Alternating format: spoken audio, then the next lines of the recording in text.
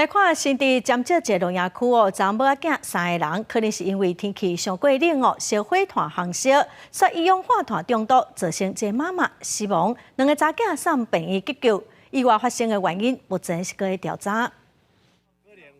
日头出啊，来农业的民众享受这温暖的日头光。因过伫新地尖石一个农业区，2日发生意外。对同来的一对母仔囝3个人，敢若是因为天气冷，烧炭看会较烧袂，所以因为空气无流通，造成一氧化碳中毒的意外。26日14时接获民众报案，表示录音区内发生疑似一氧化碳中毒案件，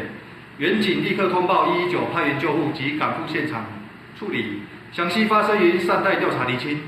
警消接到报案到现场，发现老母已经明显死亡，报请检方相验，2个12岁查某囝是赶紧送病急救。社会局也派社工去关心，因详细意外原因，怎么由检调伫咧调查，官府也介入了解。业者我们也是在我们的辅导名单里面那未来我们也会去